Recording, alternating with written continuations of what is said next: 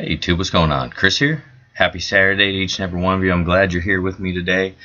Guys, what we're going to be going over today is Litecoin, and we're going to be looking at it on the 4-hour chart, and we're also going to be looking at it on the 1-day chart.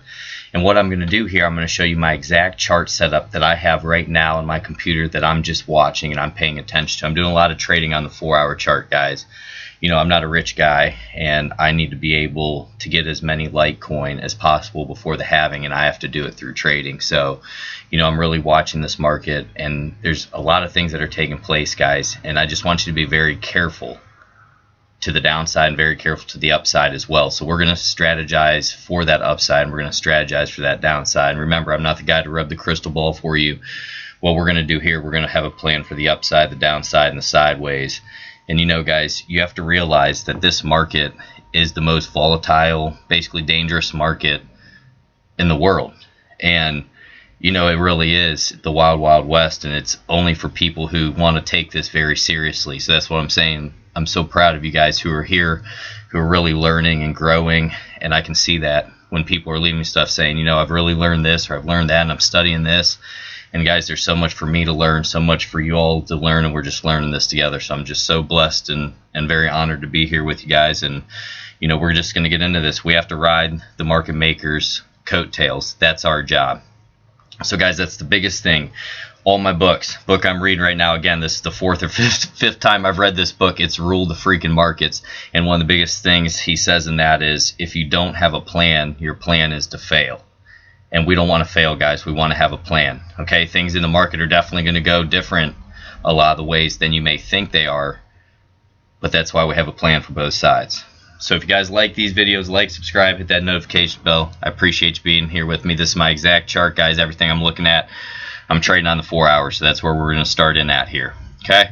And I'm proud of you guys for taking a risk being in cryptocurrency. You know, it is something that's new, and I'm proud of you. You know, it's a risky environment, and you guys are taking a risk. So I'm proud of you, and just continue to learn. That's all I can tell you. I'm going to continue to learn my best as well. So, guys, what I'm watching here is after we had this retracement here, you can see how we started. The supply and demand changed, and we had this first impulse wave up. We retraced back to this 20 EMA on the 4 hour here, and we broke through. And this is where I entered right in here, that 105.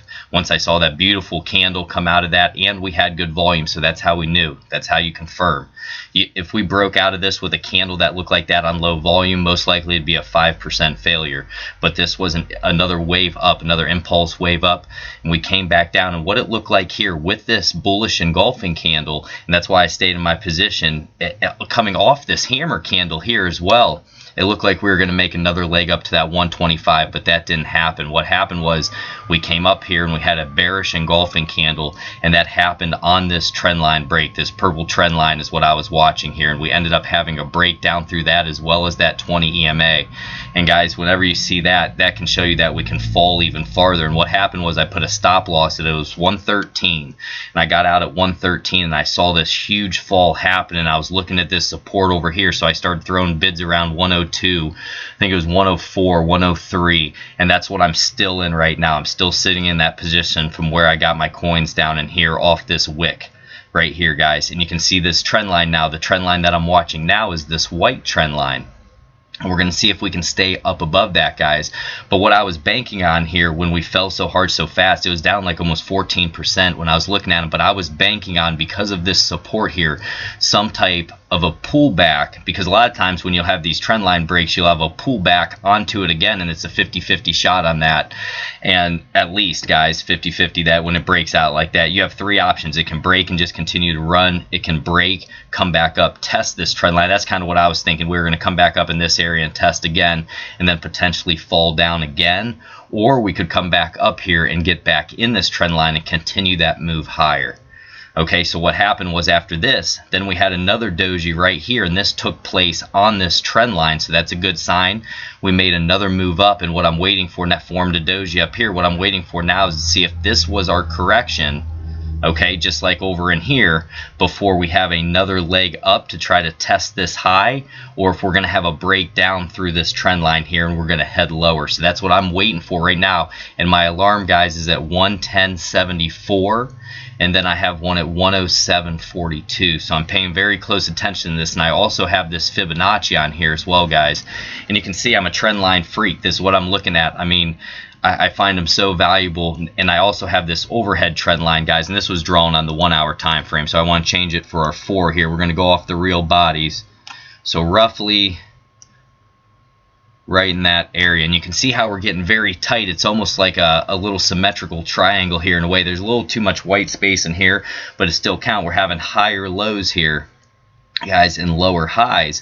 So we're kind of getting to that apex, and that's what I'm waiting for, to see if we break up into this area or if we're going to start having candle closes below this trend line. We wouldn't want to see that, guys. Okay, so that's what I'm looking at. And in terms of the Fibonacci, we got a bounce, or these wicks were happening at this 0.382. So we had this nice move up. We retraced to the 0.382, which is a normal spot there, guys, and we're waiting to see if we get another leg up there. Okay, so really keep that in mind. Next thing, what we're going to do, now we're going to start adding some indicators in with it. And the reason I have this trend line here, guys, is I'm waiting to see if we have a trend line break to the upside as well. I want to know that, because then basically you could extrapolate where we had this little move here, and we could have some type of a target. We could put it up into here and say, okay, maybe around that $25 would be a good spot to take some profit.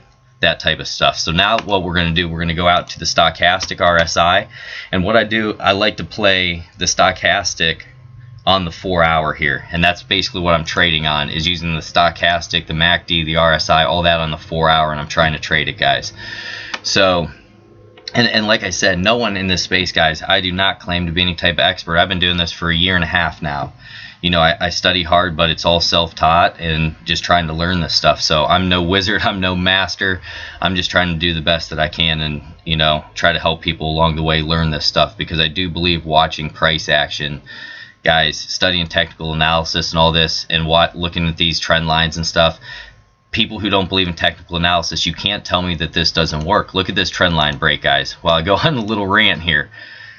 Okay, so just out of this here, even if you went off the close, so we had a confirmed close with good volume here. Take a look at what you could have made, even going up to just the real bodies. I mean, that's 11, 12% in a move here, guys, in 16 hours or whatever.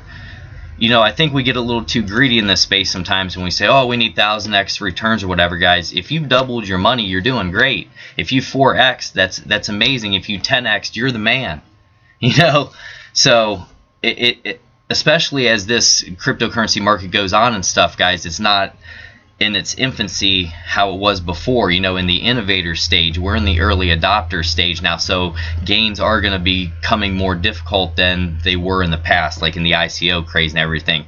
Am I saying there's not still 100x coins and stuff out there, or 100x to be made?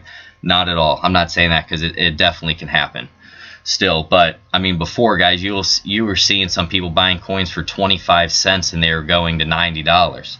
I mean, that's just unheard of. So, you know, but that's what we're hunting for. We really are hunting for it, but we want to be realistic in our trading as well. You know, guys, if you're trading this and you earn a few Litecoins or whatever, be proud of yourself. You didn't have to pay for those. Be proud of yourself. I'm proud of you. Okay, so we're watching the stochastic RSI, and it's at 50 and 47 right now, so we're neutral, and we're neutral right here coming to this apex. We're just waiting for a break, guys. It's looking like it's a little bit excuse me, has a little bit of cross to the upside here, so we're going to see, but we're going to have to wait for the 4 hour close. So right now, guys, we're only 17 minutes into this 4 hours. Now we're going to be waiting for the actual close, and my time is going to be around 8 p.m. here. So that's what I'm going to be looking at, and see if we close this candle up above this trend line or down below it, and what we're going to do with this 20 EMA there. Okay, so next thing I want to do, I want to go out to the 1 day and just kind of see how it looks there. You guys, I'm going to get all this mess off here for us, just so you can see. So I'm going to get rid of some trend lines, some different things here. I'll just redraw everything when I go back in there later, because I really want you to see what's taking place, and we want to step back here a little bit. Alright, guys, so you can still see this white trend line, so we're still obeying that, but I'm going to get rid of that as well. Okay, what we're paying attention to is areas of support now. So what we would first look is where I have my alert here, and that's going to be at 107.42 to the downside right here, guys. Okay, and I'm going off the real bodies. That's where I'd look at for support.